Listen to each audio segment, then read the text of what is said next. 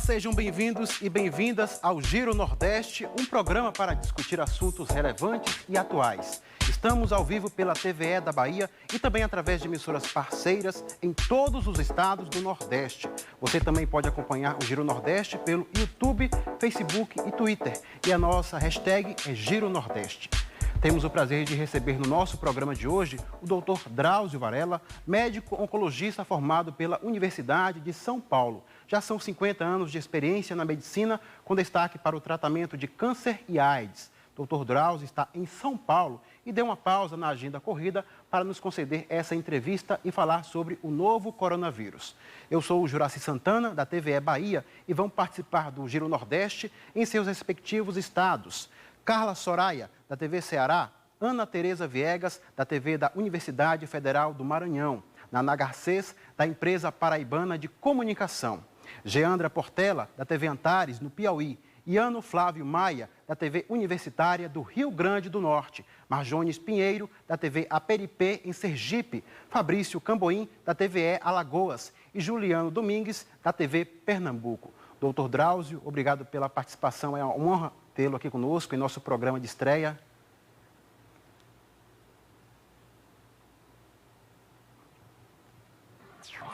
Muito obrigado, é um prazer estar aqui com vocês. Doutor, de acordo com o Ministério da Saúde, o Brasil tem cerca de 190 mil casos confirmados de Covid-19 e mais de 13 mil mortes, com altos índices de letalidade no Norte e Nordeste. O presidente da República disse que a pandemia é uma gripezinha e se aproximou das pessoas nas ruas, muitas vezes sem máscara. Já a Organização Mundial de Saúde e cientistas alertam para a gravidade do coronavírus e defendem o isolamento social e também o uso de máscaras para todos. A população não fica confusa? Isso não afeta a decisão das pessoas comuns que não entendem do assunto? Eu acho que afeta sim. Os países que estão lidando melhor com a epidemia são aqueles em que a orientação tem sido única, a orientação dada à população tem sido única por todas as autoridades. Os países em que existe essa confusão estão vendo casos se disseminando com muita rapidez. E o problema nessa epidemia qual é? Se você deixa a disseminação correr solta, com grande velocidade, você tem um número muito grande de pessoas que ficam gravemente enfermas. E essas pessoas vão precisar de um atendimento médico que não vai ser possível oferecer em lugar nenhum do país. Você, telespectador internauta, pode fazer comentários sobre o Giro Nordeste através das nossas redes sociais, YouTube, Facebook e Twitter. Agora vamos a Fortaleza, é a vez da pergunta da jornalista Carla Soraya, da TV Ceará.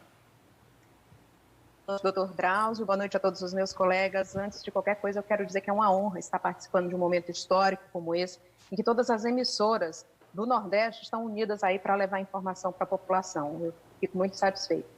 Boa noite, doutor Drauzio. Boa noite. É um prazer estar aqui com você bem. E a minha questão é há 30 anos, né, quando a gente começou a lutar contra a dengue no Brasil. Há 30 anos a gente luta contra um mosquitinho, mas que é visível. Como é que a gente consegue, diante de uma população como essa no Brasil, dizer para ela que fique em casa, em isolamento rígido, né, como estamos vivendo aqui em Fortaleza, para se proteger de um inimigo invisível? Se o mosquito da dengue, que a gente sabe como combater, há 30 anos a gente não consegue vencer, como é que a gente vai vencer o vírus? Eu acho que tem um outro aspecto, Carla, que é o seguinte: o mosquito da dengue é pequeno mesmo, mas as pessoas conhecem, veem no ar, não é? São picadas por ele.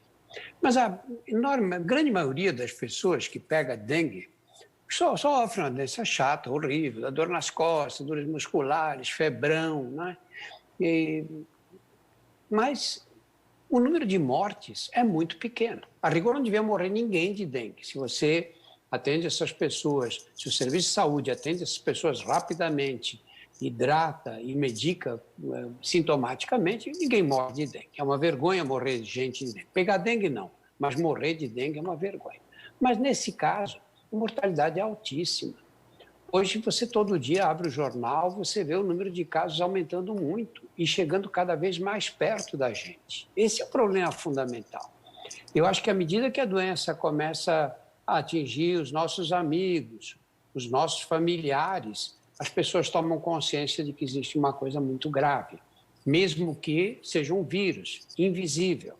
O problema é você explicar qual é a necessidade de nós nos recolhermos agora, qual é a necessidade de nós nos isolarmos dos outros.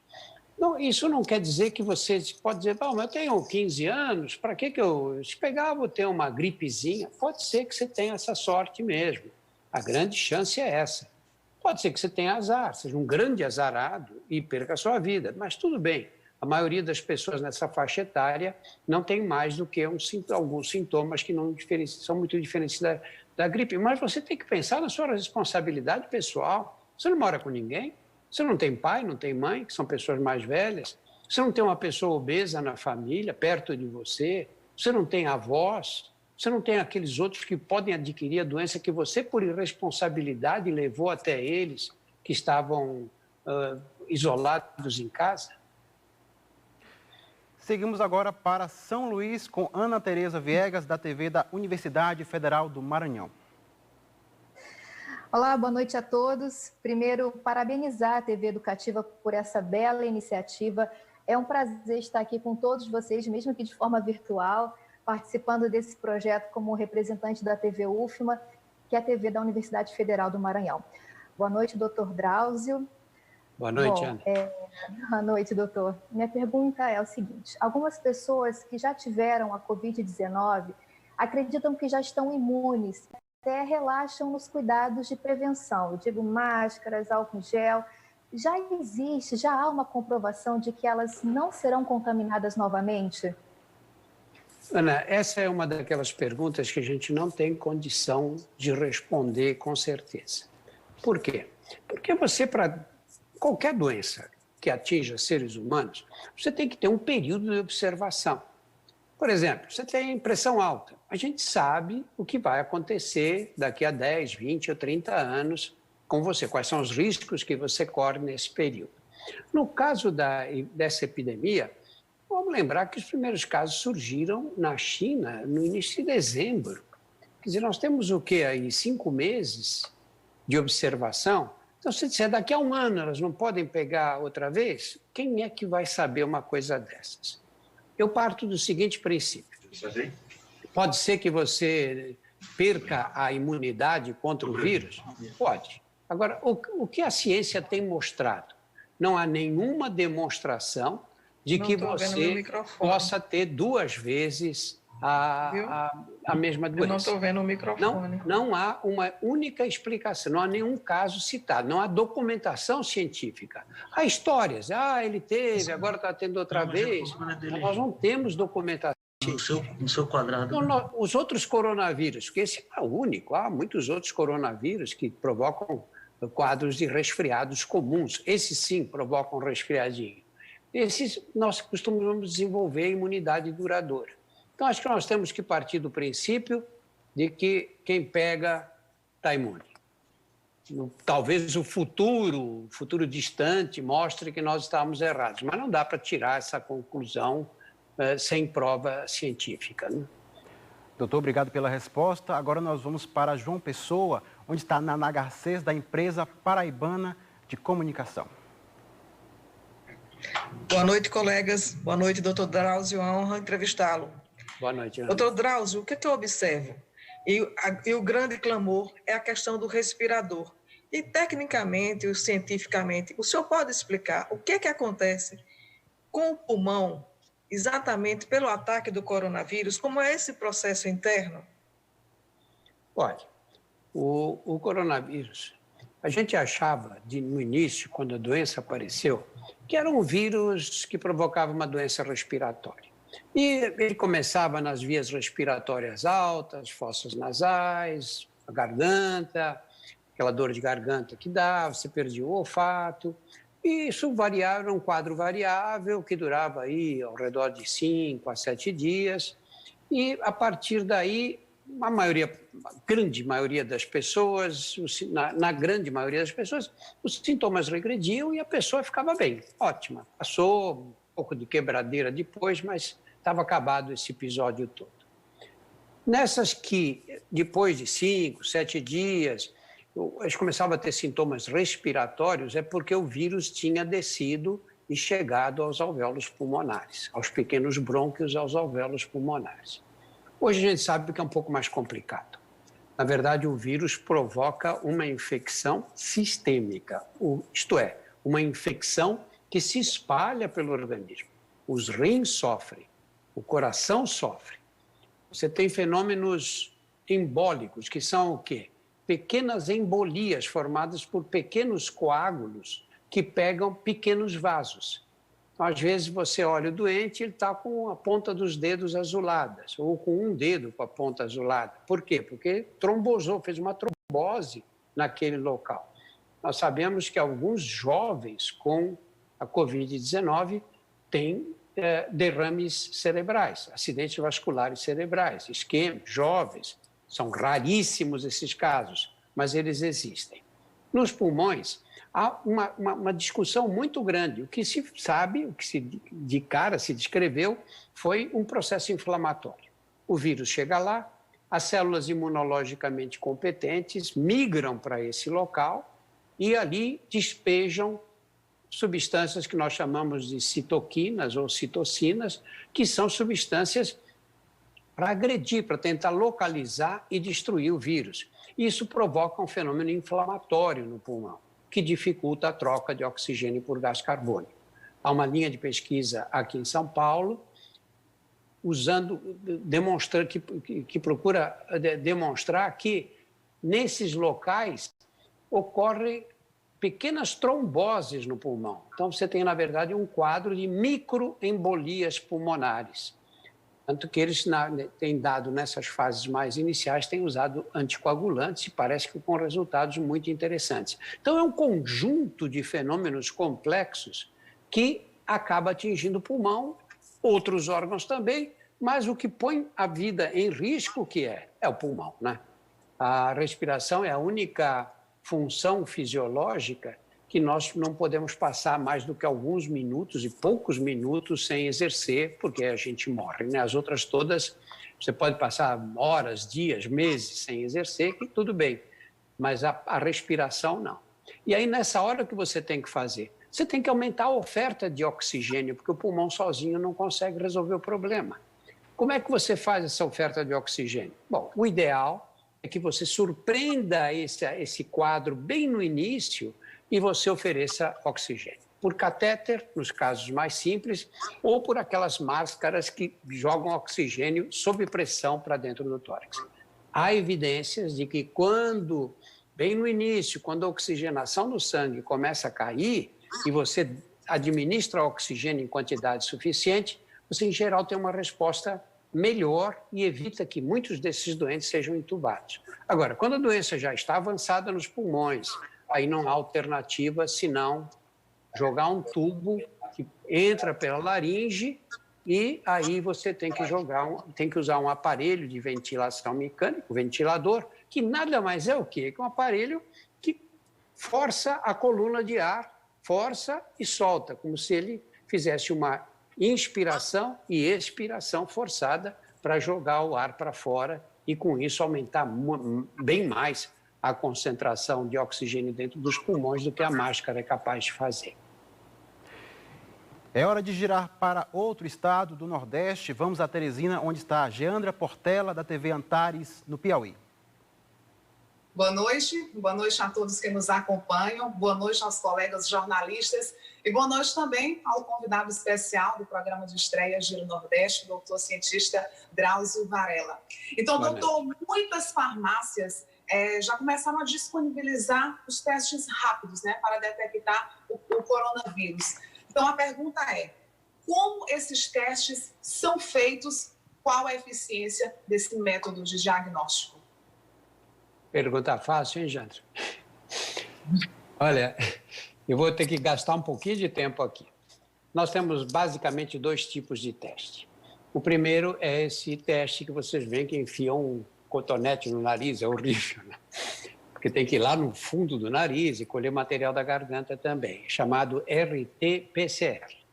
Esse teste você colhe dessa maneira e aí você coloca num aparelho que faz por uma identificação do RNA do vírus. Ele vai direto nos genes do vírus, lá, o RNA, e detecta. Muito bem.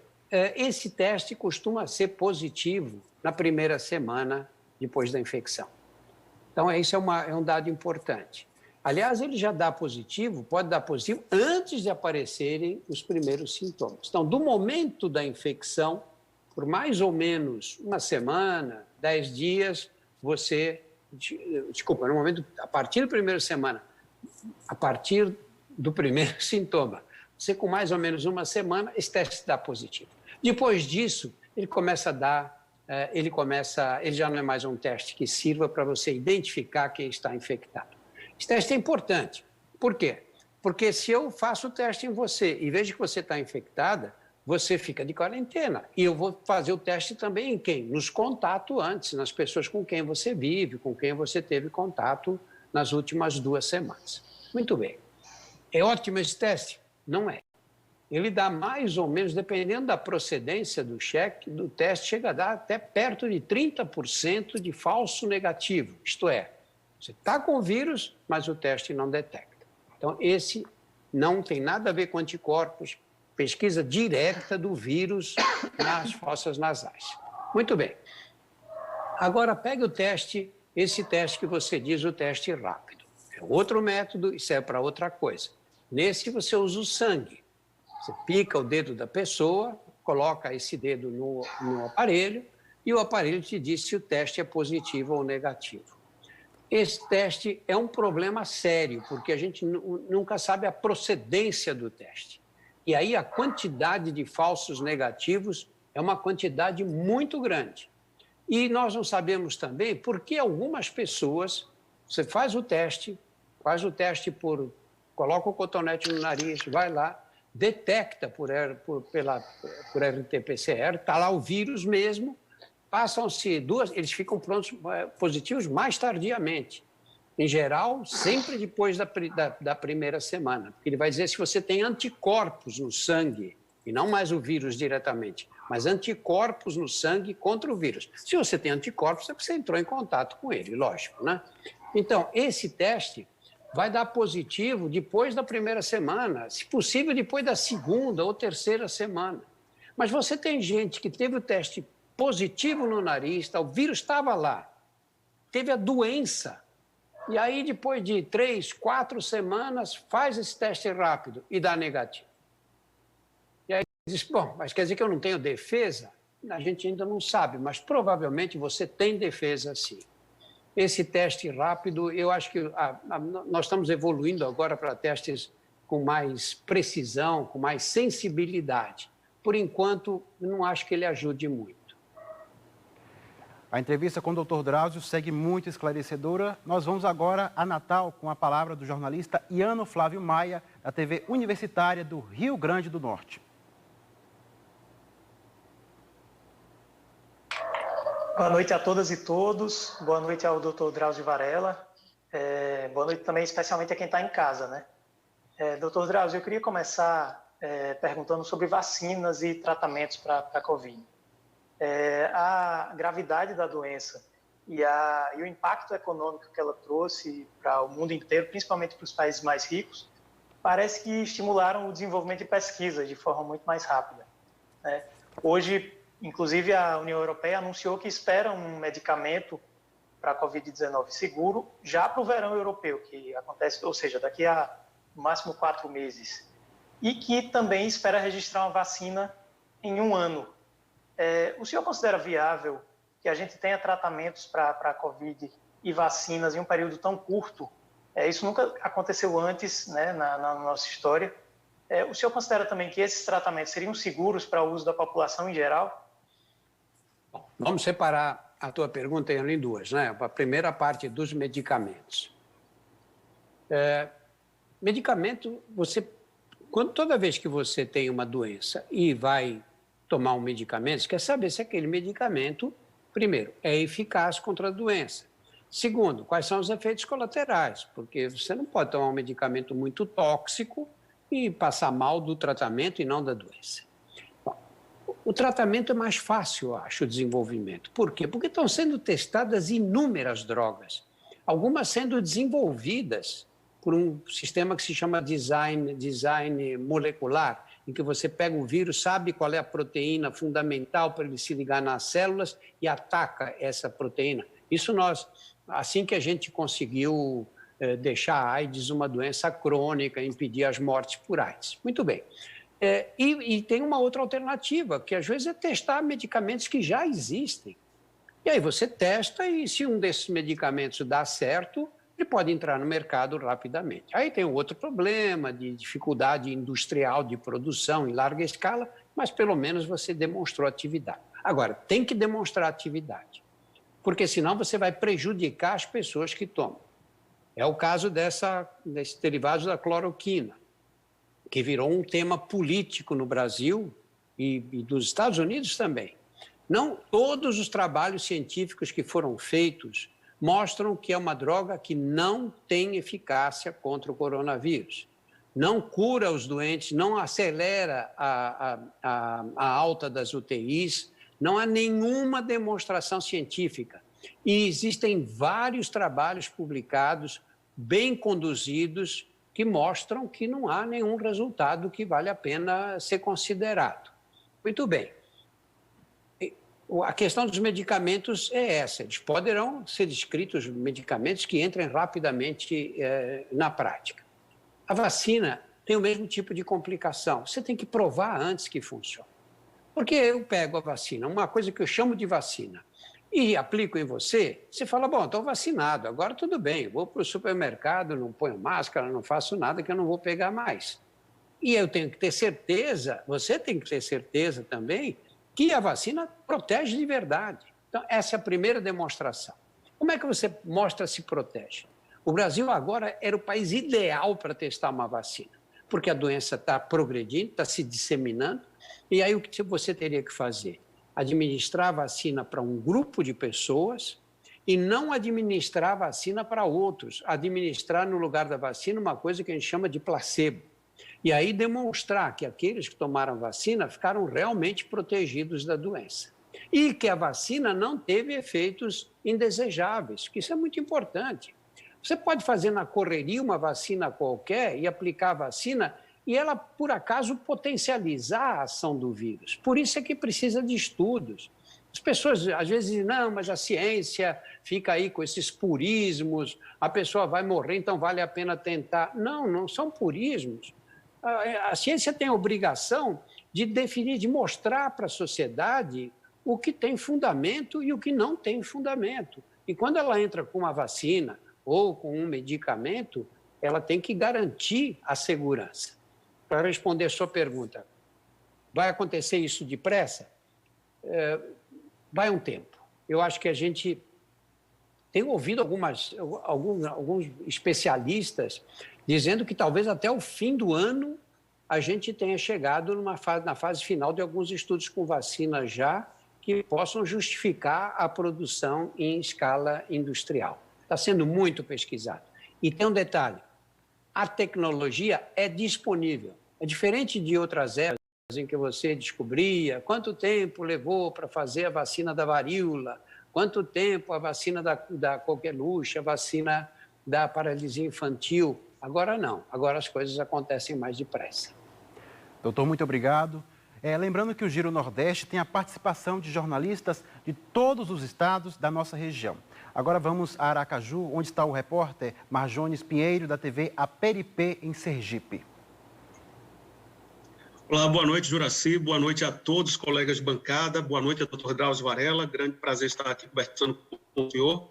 Boa noite a todos que estão em casa, acompanhando a estreia desse programa de grande valor simbólico para a nossa região, Giro Nordeste. Dr. Drauzio, eu queria que o senhor comentasse, eu queria saber a sua opinião sobre um grupo específico que a gente muito ouve falar ao longo de todos os telejornais, todas as entrevistas que a gente tem acompanhado desde o início da pandemia. Eu queria saber do senhor se o senhor acha que os idosos, as pessoas com mais de 60 anos, estão recebendo um tratamento adequado ou elas acabaram recebendo um tratamento diferenciado mais para o pejorativo por conta da sua situação de grupo de risco. Em muitas redes sociais a gente vê tratamentos infantilizando as pessoas desse grupo e a dúvida fica, como fica esse tratamento na ponta, a como reverter isso ou não? Olha, aí você levantou uma questão ética muito importante. Você não pode classificar os seres humanos baseados na idade. Não, acima de 60 anos, se eu tiver um rapaz de 20 e um de 60 para levar para a UTI, eu vou levar o de 20 porque o outro de 60 anos tem menos tempo de vida. Você não deve fazer, não pode fazer isso por quê? Porque se você fizer, você vai atribuir determinados critérios que podem prejudicar grande quantidade de pessoas. Esse é um deles. Você pode pegar um homem de 60 anos com uma condição física perfeita, sem nenhum problema cardíaco, respiratório, nenhum problema de nenhuma ordem. E pode pegar um jovem de 25 anos, fumante, obeso, numa pressão alta, com uma condição física muito pior. Se você começa a fazer assim, não, acima de 60 anos tem que deixar o lugar para os outros mais jovens. Pode ser também que você use outro critério, dizer, olha, os negros têm que deixar lugar para os brancos, os pobres têm que deixar lugar para os ricos. Isso, a medicina não pode funcionar desse jeito de forma nenhuma, porque o princípio ético para a medicina qual é? Que todos são iguais, que você trata como seres humanos, todas as pessoas que te procuram. Na verdade, o critério de idade hoje é um critério ultrapassado, não na epidemia, mas é ultrapassado na medicina. Eu peguei uma época que se dizia assim, quando eu era estudante ou recém-formado, puxa, mas ele tem 70 anos, não vai aguentar cirurgia. Hoje você põe na mesa pessoas com mais de 90 anos, mulheres e homens. Põe na mesa, opera e tira da mesa. Hoje o conceito é muito mais de falência de órgãos. Então, você tem uma pessoa, uma condição cardíaca muito grave, uma pessoa com doença pulmonar obstrutiva crônica, porque fumou 40 anos consecutivos. Você sabe que essa pessoa, qualquer problema de saúde que ela tenha, que interfira com a respiração, ela tem menos chance, ela tem uma chance maior de morrer. Então, tem que ser estabelecidos critérios, porque também, justamente para evitar que você deixe lá no fim, lá na linha de frente, a decisão para o médico. Porque quando a gente diz o médico tem que decidir qual vida ele vai salvar entre duas pessoas, nós temos que pensar no reverso dessa medalha.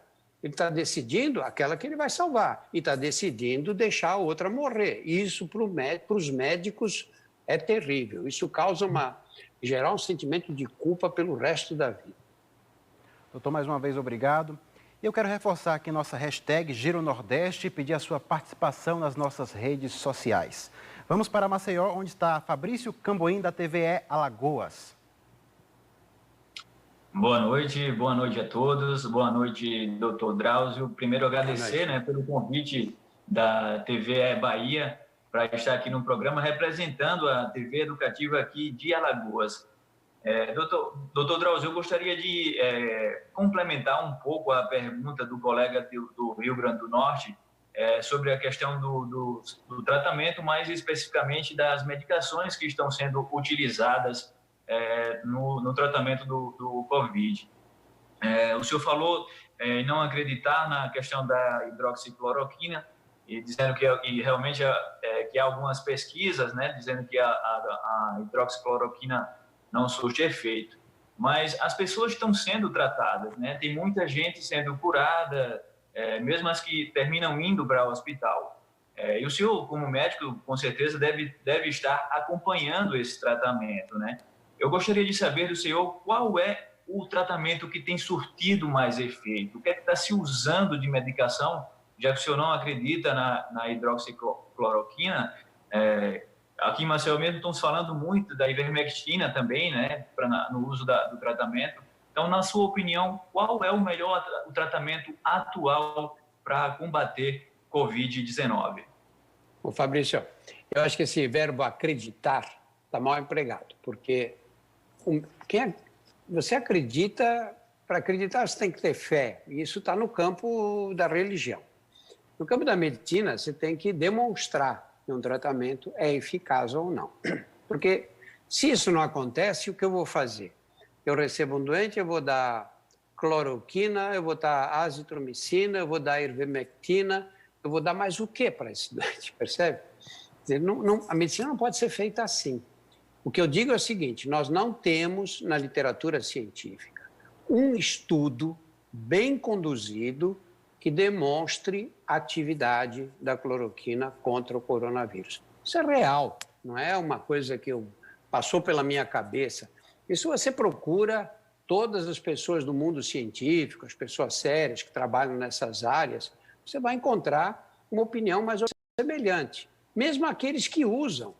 Às vezes usam porque dizem, olha, eu vou arriscar.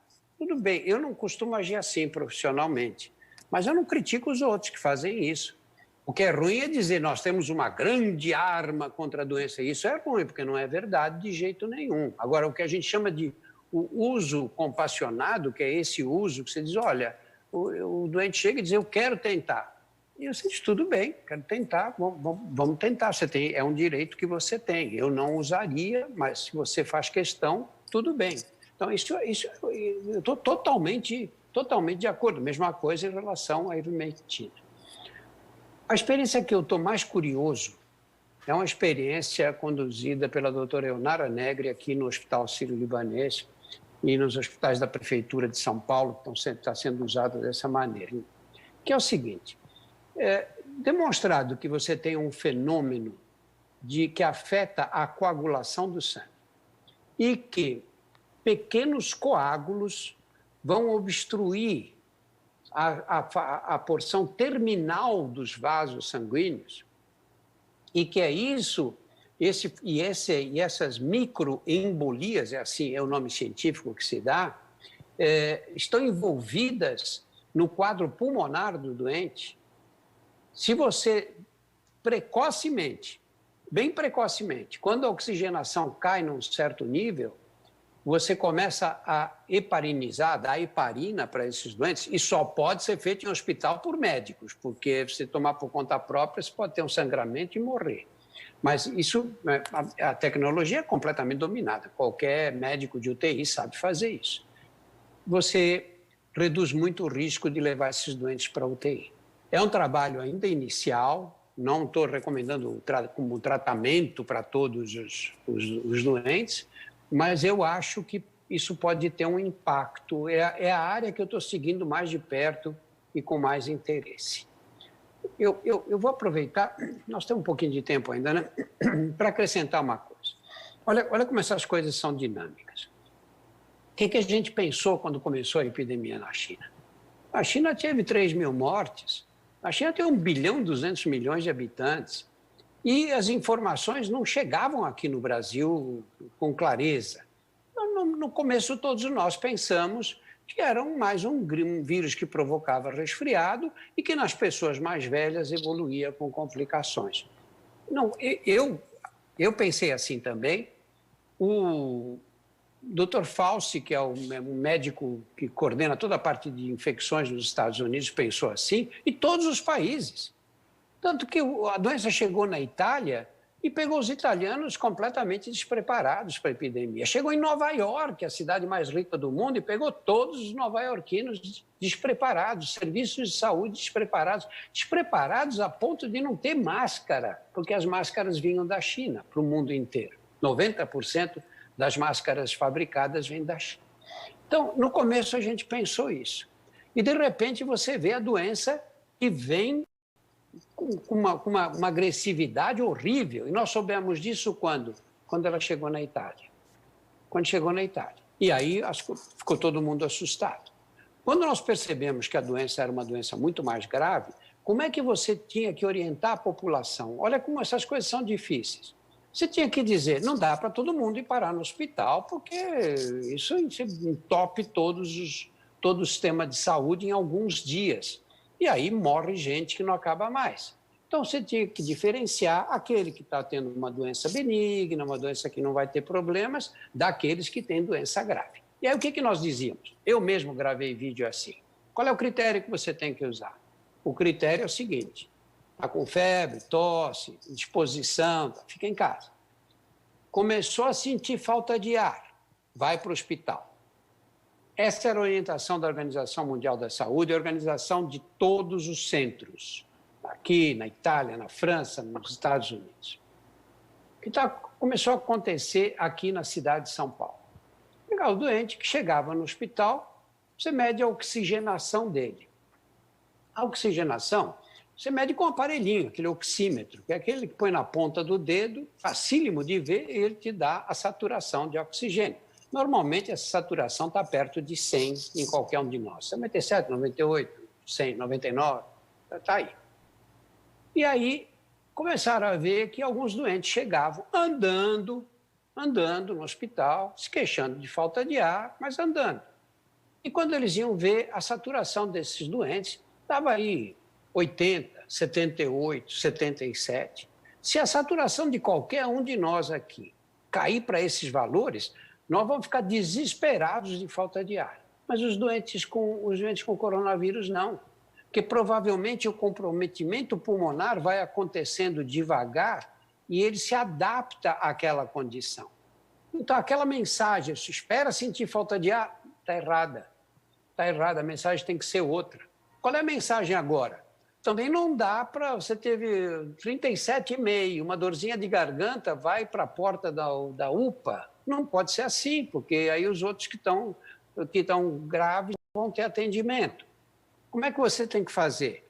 Você começou a ter os sintomas. Febrícula, garganta dói, dor no corpo. Você fica assim como se fosse uma gripe mesmo, né?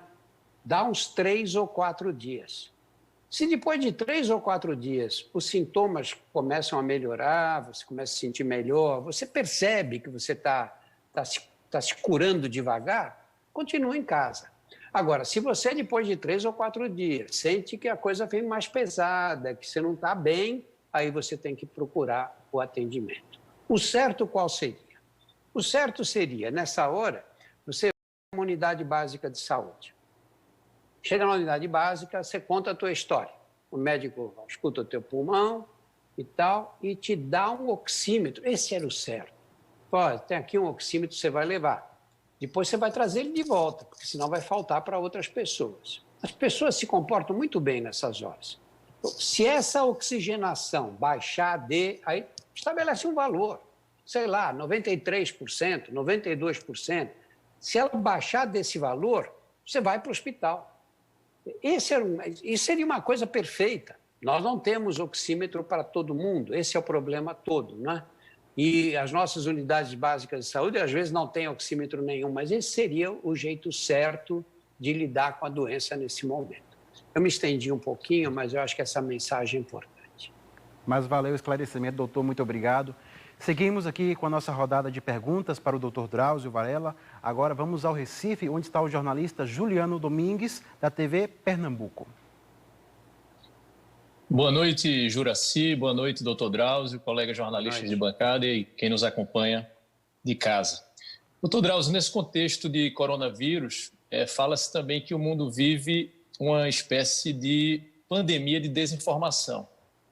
E aí, então, começa a aparecer em documentos da OMS, da Unesco, a expressão desinfodemia, né? A junção das palavras desinformação e pandemia. A minha pergunta é, o senhor concorda com essa interpretação, com essa conceituação? Qual seria o peso dessa variável, né, do fluxo de desinformação, de notícias falsas ou imprecisas nos números, né, o impacto dessa variável, o possível impacto dessa variável nos números de Covid-19 no mundo, incluindo aí o Brasil, sobretudo nesse ambiente das redes sociais digitais? Olha, isso é tradicional nas epidemias humanas. A minha avó, quando eu era bem menininho mesmo, 7, 8 anos, minha avó me contava as histórias da gripe espanhola. Eu nasci num bairro operário do Brás, no bairro de São Paulo, no bairro do Brás, e ela dizia, olha, filho, morria tanta gente que as famílias, as pessoas na calçada, no meio-fio, porque na manhã seguinte passavam as carroças, pegavam os corpos, jogavam em cima das carroças e levavam para enterrar em valas comuns. Naquela época se chamava essa gripe de gripe espanhola. Ela não surgiu na Espanha. Ela surgiu provavelmente nos Estados Unidos e na Guerra Mundial de 1914, ela foi levada para a Europa pelas tropas americanas, muito provavelmente. Só que a Espanha não estava na guerra, e a Espanha então noticiou. As autoridades militares impediam que se falasse nessa epidemia de gripe para não apavorar os soldados.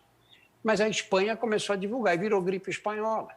Então havia muitos boatos naquele tempo. Só que hoje nós temos internet, né? E aí temos Instagram, temos Facebook, e as pessoas, algumas por ignorância, outras por maldade, lançam essas teorias e esses falsos ensinamentos que são encaminhados em cadeia e se disseminam mais depressa do que o vírus, né? É lamentável isso, né? É uma coisa muito ruim. Por outro lado, dá um pouco de raiva porque as pessoas são muito crédulas. De repente, você acredita que água com limão cura o vírus, água com bicarbonato cura o vírus. Como é que você acredita numa bobagem dessa? Você não acha que se as coisas fossem tão simples, nós já tínhamos acabado com essa epidemia no nascedouro delas, não é? Quer dizer, nós temos que ter um mínimo de racionalidade nessa discussão toda. Você tem que conversar com pessoas preparadas, você tem que acessar sites de gente que estuda o problema. Tem o site do Ministério da Saúde, tem o site das secretarias da saúde do seu estado, que são técnicos que colocam ali as informações que são necessárias. Não dá para ficar acreditando em tudo o que dizem pela internet. Doutor, mais uma vez, obrigado. 6 bilionários, doutor, brasileiros concentram a riqueza da metade da população. Um estudo realizado pela ONG Oxfam revela que apenas 5% dos mais ricos aqui no Brasil possuem a mesma renda que os outros 95% da população. Em um país tão desigual, qual a importância do investimento público no Sistema Único de Saúde, o SUS? Ai, meu Deus do céu. Olha, eu sou um grande defensor do SUS há muito tempo, né? Eu gosto de citar sempre a frase de um professor de saúde pública aqui de São Paulo, doutor Gonzalo Vecina, que já foi secretário da Saúde aqui e foi o primeiro presidente da Anvisa. E o Gonzalo diz que sem o SUS é a barbárie. E eu acho que ele tem toda a razão. Você pode imaginar um país civilizado que dissesse assim: nós não vamos dar educação para ninguém. Não vamos, fecha todas as escolas, acabou. Ninguém vai ter educação. Quem quiser, procure um professor, pague o professor e cuide da própria educação. Dá para imaginar um país civilizado que tomasse uma medida como essa? É a mesma coisa a saúde. Você não pode imaginar que você vive num país civilizado que nega atenção médica, assistência médica à população. Não pode pensar assim, porque não será um país civilizado. Aí é a barbárie mesmo. Na verdade, o SUS, o que dói mais, é que quando você analisa o SUS tem tudo o que precisa para funcionar bem. Começa na atenção básica, ali, com agente de saúde que bate na porta da pessoa, que conhece a comunidade que ele atende, resolve uma porção de problemas. O que ele não conseguir resolver, tem um assistente, tem um auxiliar de enfermagem, tem uma enfermeira e tem um médico. Se essa equipe consegue resolver os problemas ali, está bem resolvido. Se não consegue, encaminha para a unidade básica de saúde ou para a UPA, a unidade de pronto atendimento, para aqueles casos mais urgentes. Se conseguem resolver, ótimo. Se não conseguem, tem que ir para um hospital regional, um hospital maior e, eventualmente, até para os hospitais que vão atender os casos de alta complexidade. Nós temos tudo funcionando. O SUS tem áreas maravilhosas. Nenhum país do mundo vacina tanta criança de graça. Tanta criança só não. Vacina tantas pessoas de graça como o Brasil. Nenhum país do mundo faz tanto transplante de órgão gratuitamente. Enfim, não vou dar a série de aquisições do SUS em apenas 30 anos, que é um tempo muito pequeno. Muito bem. Só que o SUS vem sofrendo cortes de verbas, nunca foi financiado adequadamente E nos últimos 15 anos, o SUS perdeu 20 bilhões de reais. Foram feitos cortes, economias na área de saúde. Quando acontece uma coisa como essa, em que a demanda aumenta muito, aí vem a conta, aí nós vamos ter que pagar a conta desses desmandos no decorrer de tanto tempo. O Brasil nunca conseguiu desenvolver uma política de saúde pública. Por quê? Porque esse ministro da Saúde que saiu agora ficou, se não me engano, 1 ano e 3 meses no governo. Não foi isso, mais ou menos? 1 ano e 3 meses? Nesse período, ele ficou muito tempo, porque nos últimos 10 anos, nós tivemos 13 ministros da Saúde. Cada um ficou, em média, 10 meses no governo. O que você faz em 10 meses? Até quando você começa a entender a estrutura do ministério, começa a se inteirar dos problemas no país, você é trocado por outro, por razões políticas, não por razões técnicas. É escolhido um outro político qualquer que vai para o ministério, muitas vezes completamente ignorante em saúde. Nós tivemos há pouco tempo uma troca de ministros e eles trouxeram o presidente da Caixa Econômica Federal para o Ministério da Saúde porque precisavam manter o partido dele no governo. Quer dizer, qual é a lógica disso?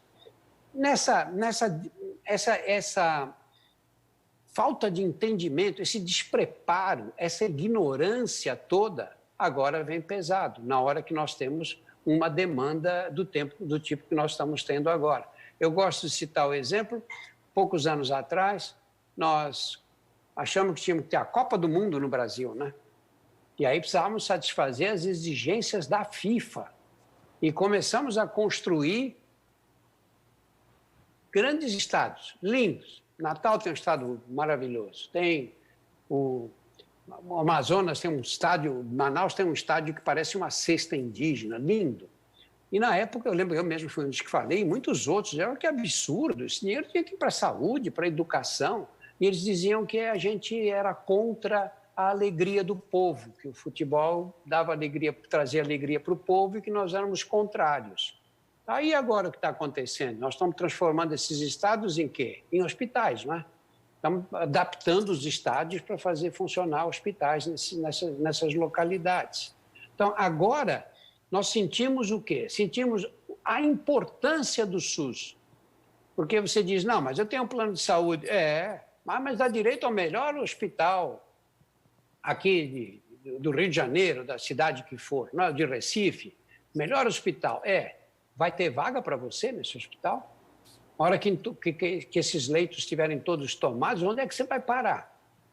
Imagina se nessa hora não existisse o achincalhado SUS, que os brasileiros têm vergonha do SUS quando deviam ter o maior orgulho.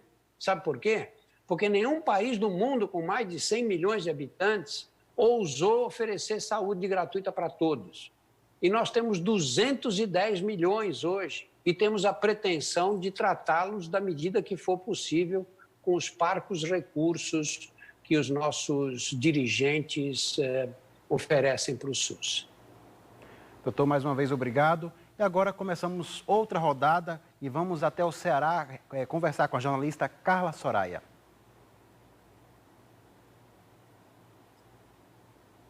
Início da Nádia João Pessoa, que a questão do pulmão, mas a gente, e o senhor também falou hoje, outros órgãos que são as questões trombóticas, hemorrágicas e algumas sequelas de pacientes que tiveram coronavírus também podem indicar como esse vírus age, né? O vírus é novo para o mundo, mas tem pessoas que reagem com sintomas, sem sintomas, assintomáticos. Estamos aprendendo junto com esse vírus todos os dias?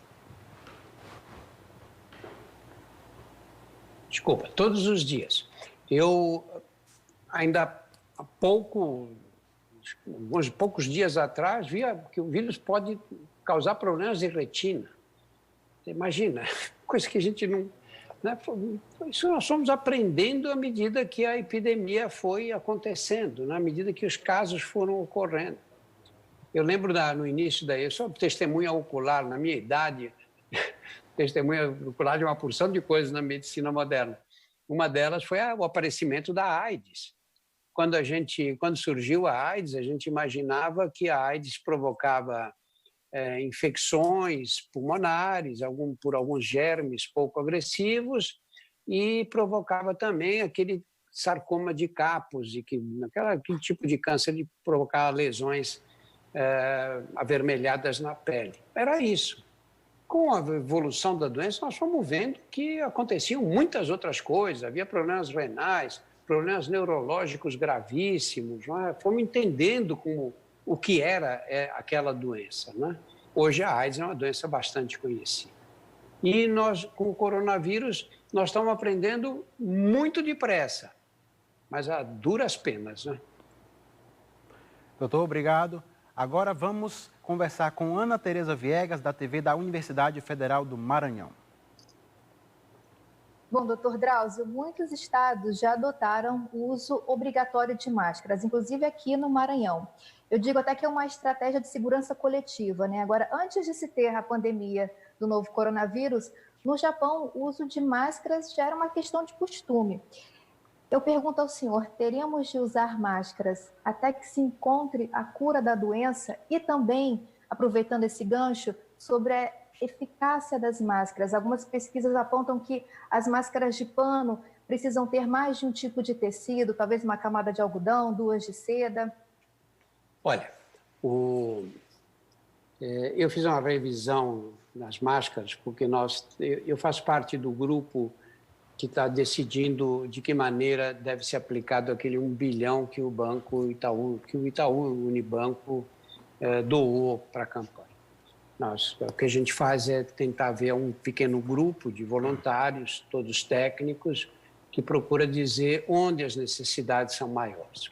O São Luís deve ter recebido material de proteção individual, máscaras, etc., enviados por esse grupo, todos pela saúde. Muito bem. A situação que vocês estão vivendo em São Luís é situação grave, né? Muito grave mesmo.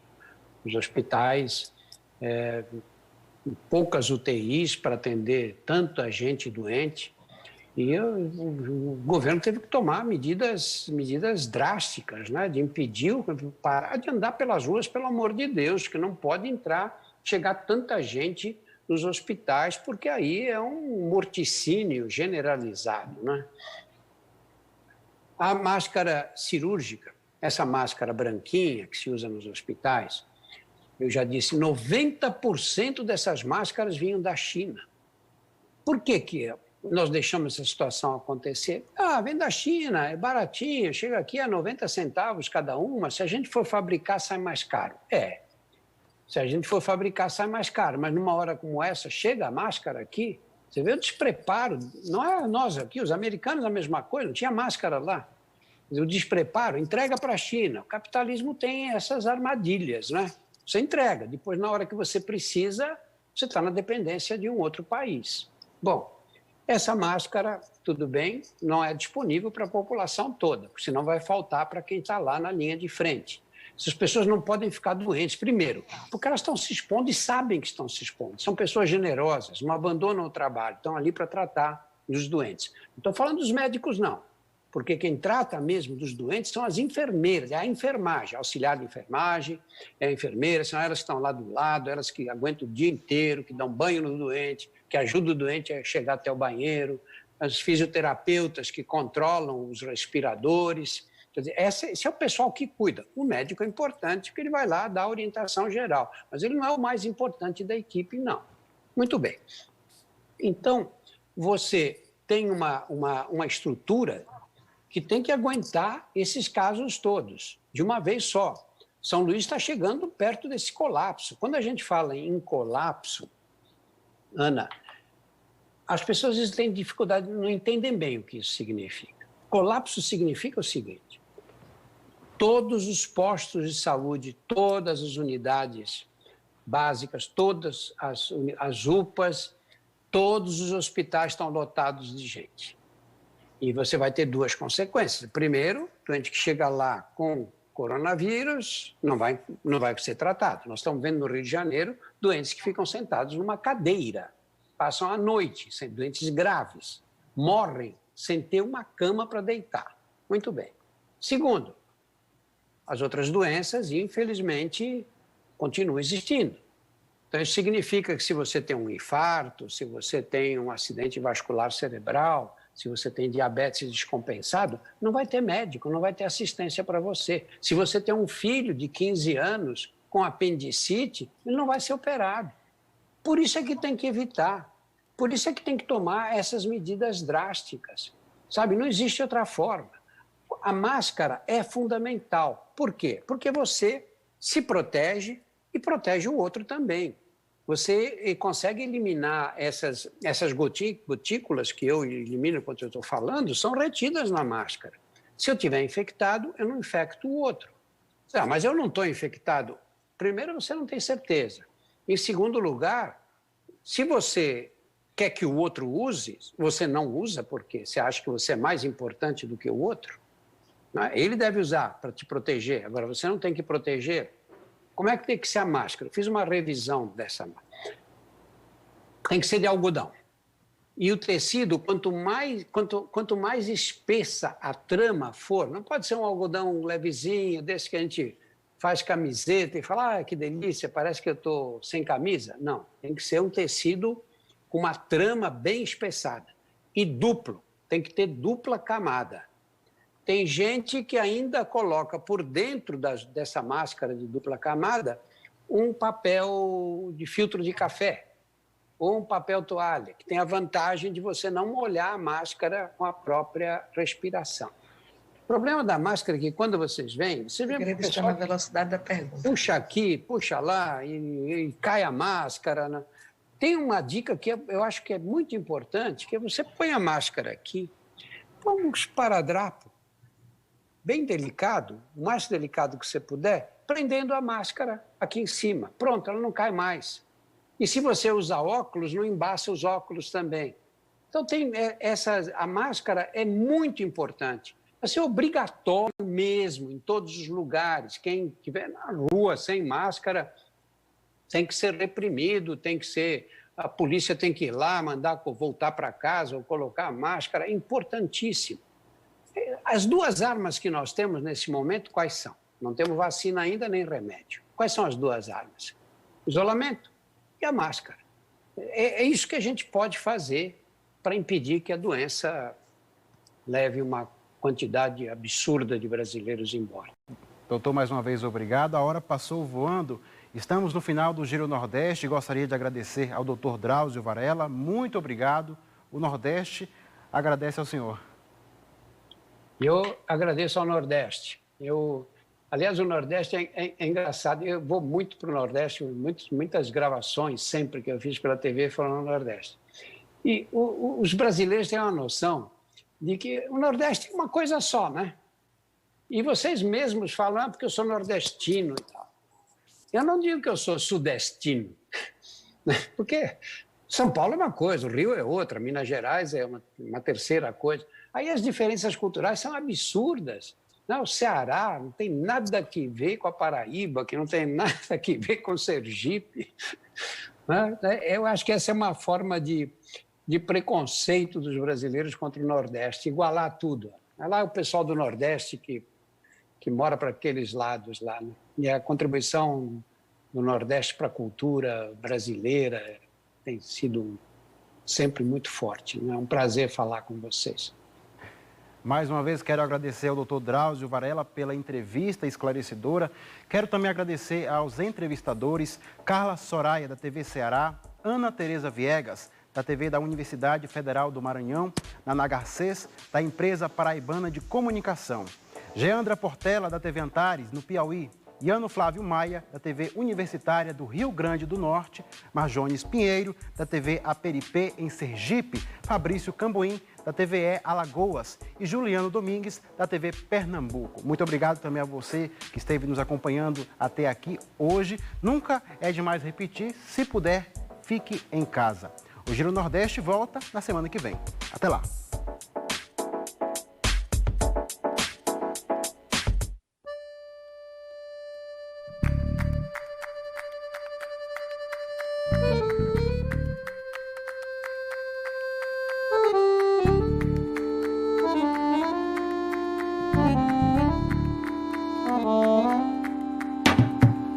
Thank you.